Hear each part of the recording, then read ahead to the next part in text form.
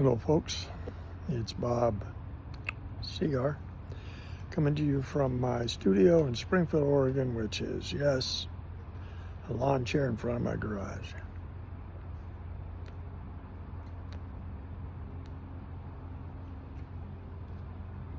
Well,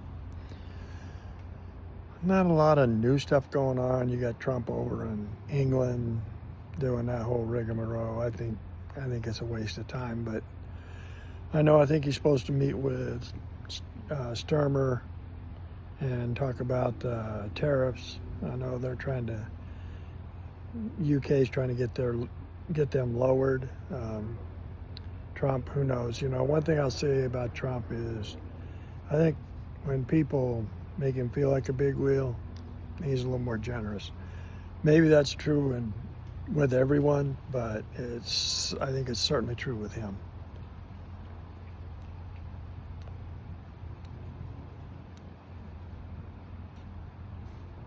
But I just heard that Jimmy Kimmel has been taken off the air, for his comments, basically saying that Charlie Kirk's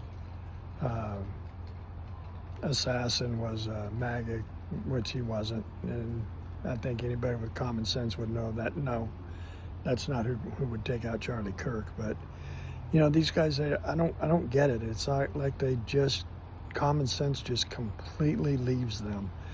If they think that, there's an inkling of a chance that something was perpetrated by the right, they're just going to power through with it. And they don't ask any questions. They just power through with it. And, of course, now I guess first they took him off of, I think it was 30 ABC affiliates or whatever, and then later they just took him off the whole thing, and he's done. Indefinitely. Now it does. Who knows what that means?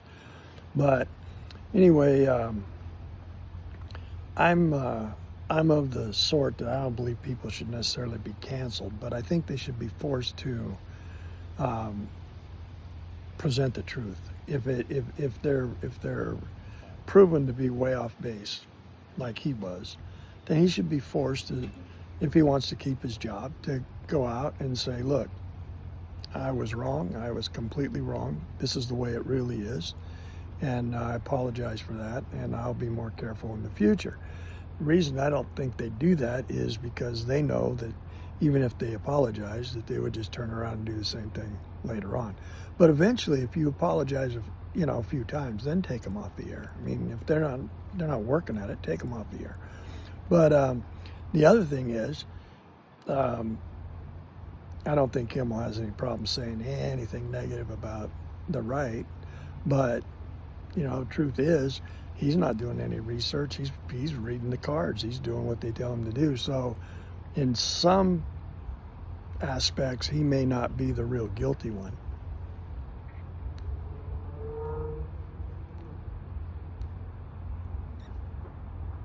But what I would ask people to, especially Democrats, people that, not the far left, not the far right, but, the people, the Democrats that are left of center, start asking yourself some doggone questions. These people that you've been listening to for all of these years, are getting taken off the air because not because they weren't any good, because they were lying and people quit listening to them and watching them. And they kind of took themselves out. Their commitment to an ideology was stronger than their commitment to the truth. And I think that's a sad thing. And that's what Americans have to take a look at. People on the right, they're not always right. I mean, I don't always agree with Trump. Everybody's like, oh yeah, you think Trump's this and that. No, I don't. But I do think his policies are working, and I do think that his heart's in the right place. Maybe it's not. I don't know. I don't know the guy, but it appears to me that his heart's in the right place. He wants to, eliminate crime. He wants to eliminate illegal immigration. He wants to increase our economy. He wants to increase everybody's wealth. He wants to reduce taxes. Those are things that, frankly, I don't understand why everybody isn't on board with. Um, yeah, are there situations where it appears that somebody totally innocent is getting sucked into something or what? Yeah, that's true, and it happens. But it, the general picture is, I think, right on. I think it's right on, and I think people are starting to listen. And I've heard a lot of stuff about Charlie Kirk, and I did a little bit of research. I've watched a few of his videos since then. I know I was told that he was behind the replacement theory, and the research I did, they said he hasn't come out, he never came out against it, but he never came out for it. Some of the things that he did say kind of aligned with that, but I don't think that's any different than saying that certain things that, other people, for instance, Martin Luther King, a lot of Republicans agreed with a lot of the things that Martin Luther King was saying, and a lot of them didn't. What I'm saying is, just because somebody can agree with somebody outside the mainstream on one particular thing doesn't mean that that person is outside the mainstream. That not everybody outside the mainstream, not every one of their thoughts are outside the mainstream. It's you have to look at the totality of it. That's why calling Republicans fascists, Nazis, it's foolishness. I mean, it's just plain foolishness. And it's only anger that does that. Only anger does that. And where are these people getting this anger from? I don't know. Because they lost? I don't know where it's coming from. I really don't. But, you had George Floyd honored, memorials, statues, all of it. And the guy was a criminal. He was a criminal and a drug addict, Yeah, was he killed? And, had he not resisted arrest, would he have been killed? No. But was he murdered? Not in my book. I don't think he was murdered. I think he was killed. I don't think that Chauvin intended to kill him, but I do think maybe he was a little over exuberant, and maybe he, I'm not saying he wasn't guilty of,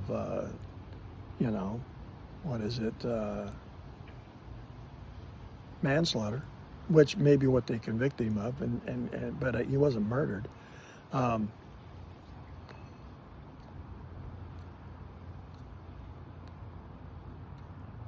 But the left is really quick to idolize all these people. And, yeah, you can say, well, the right's doing that with Charlie. But I'm not necessarily seeing the right. I'm seeing some of the right.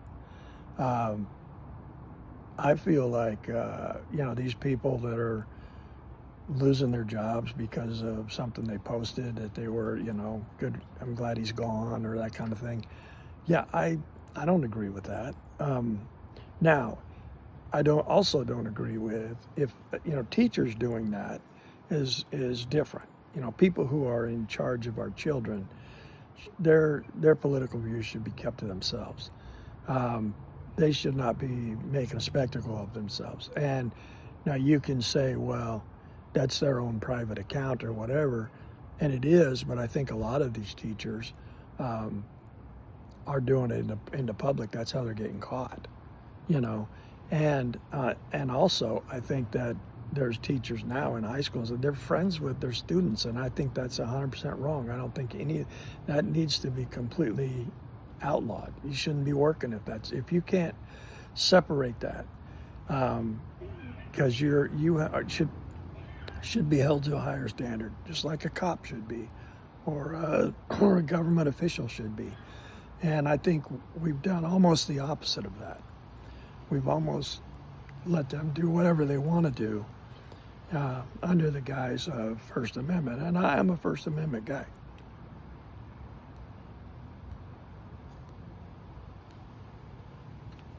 But a long time ago, they decided to make it a law that you can't scream fire in a theater.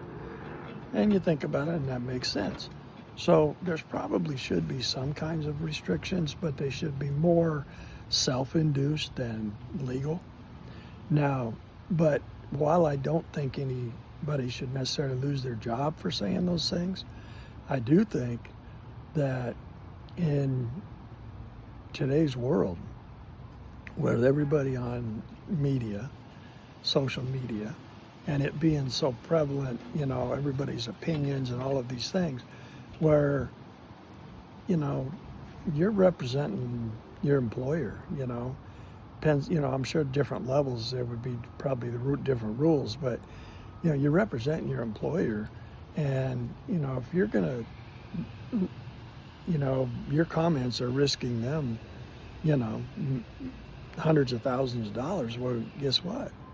Maybe they don't want you working there. So I think everybody needs to kind of have a little restraint, this idea that, anybody can just throw whatever kind of threats and words around, just use some common sense, I think freedom of speech is freedom of speech, I don't approve of Trump doing a executive order that if you burn the flag that you go to jail for a year. I don't agree with that. I don't agree with people burning the flag, but I think it is part of our First Amendment. I do think you have a right to do that, but I think making a spectacle of that person, I'm 100% behind that. That's how this person feels. Maybe I don't want him on my football team. Maybe I don't want him in my working for me. Maybe I don't want him in my circle of friends. Maybe I don't, you know what I mean? That I think to ostracize somebody is one thing, but I don't think putting them in jail for a year is an answer to that. It probably is an answer to that. People probably will stop doing it, but I don't think it's the right answer. I don't think they're stopping for the right reasons. They should be stopping because they want to be part of this country, and that's why they're here. And that flag represents our country. And they also should have to, maybe they should have to go to a class on what the flag means to the military, what the flag means to, Congress, what the flag means to, maybe they have to go to a class and see some of that. But I think that, we need to convince people that the accountability should be there for what they do, and they should probably think before they shoot their mouth off or act or do whatever. They should think about it. But you know what? If you want to burn a flag and to you that's going to make you a stronger American, a stronger person, a stronger whatever, burn it. But just realize that what that means to everybody else is not what it means to you. And maybe you should take a look at, why am I the odd one out? Why am I the one that thinks burning the flag is a great idea? Why do I think that? What is it that this country has not afforded me that makes me want to, piss on it? And maybe those are the questions people need to start asking themselves. Democrats need to start asking themselves, why is all this happening? Why is Trump winning case after case after case after case in the Supreme Court? Why did Trump bring in the National Guard for a couple of weeks and cleaned up Washington, D.C.'s crime problem? Why is that? Why did that work? What is it that he's doing that is working, and why are all of these Democrat mayors fighting it so hard? Why is that? Why is it? Why is it that they can't control the crime in their cities, and when they do, when the crime goes down even a little tiny bit, they're like, oh yeah, we're getting it under control. And Trump takes it down to murder down to 0 in 2 weeks. Okay. No, what you're doing for the last 10, 15 years, 5 years, 6 months, it ain't what he's doing. And what you're doing ain't working the way it needs to work. And America should be a safe country. And it should be, people's rights should be respected, you know. And I get that. And I get that people don't want. I remember when we had a school shooting here in Springfield, and I don't know that it was me, but somebody proposed, you know, that we should have metal detectors before you could get into the school. And man, everybody was like, no, we don't want school to be a prison. We don't want school to be prison. I'm like, what do you want it to be? Because this stuff's not going to stop. It's not going to stop. And this idea that, well, if we pass more gun laws, then people won't have guns. You know, all the guns, now when you're talking about Chicago, you're talking about gangs. No, they don't have legal guns. But all these shooters, those guns are all purchased legally. Everybody went through the rigmarole, okay? And guess what? They were legal guns, and they killed people. Because it's not the gun, it's the person that's pulling the trigger that does the killing. And people say, well, yeah, but if they didn't have a gun, they wouldn't do that. No, of course not. That's stupid. Because if they wanted to do something, they'd set a bomb. It'd be even worse. If they could they're running cars into buildings, running cars into a Christmas bazaar thing. And I think I was in Wisconsin, but I'm not sure. But no, they took out a bunch of people in, I think it was New York City, with a car, with a van, you know. So, no, understand that if somebody wants to kill somebody in America, they can do it. They just can't get away with it. But it's pretty hard to say, well, everything is locked down and nobody's going to get killed by a gun. That's ridiculous. I think they said there's enough guns in America, I think, for everybody to have 3 or something along those lines, something like that. I know that maybe it was every household, whatever, but there's so many guns. There's no way they're going to get them. There's no way they're going to get them. And there's no way that Congress is ever going to allow that, because too many people are gun owners and they vote, and they're not going to be able to do it. Anyway, I know I've rambled on longer than normal today. I hope everybody's having a good weekend, or a good week. Looking forward to a good weekend. Ducks play the Beavers this Saturday. That should be a good game, even though the Ducks, I'm sure, are probably favored by 40 points, but I don't know that. I'm just assuming that. But one thing the Beavers have always done is they've always played the Ducks tough. And I don't know this year if that'll be different or not. But and then next week, of course, is Penn State. And that's where we're going to really find out just, you know, how good the Ducks really are. And I think they're good. I'm not saying they're not. I think they're real good. But it'll be a real test in Happy Valley. And, of course, my Packers, they play the Cleveland Browns, which, yeah, but it's in Cleveland, but it should still be a pretty solid victory for us. And then we'll play Dallas after that, and then bye week. So I'd like to go into that bye week 4-0. That'd be really nice. So anyway, everybody take care, and we'll talk to you later. Enjoy this sunshine.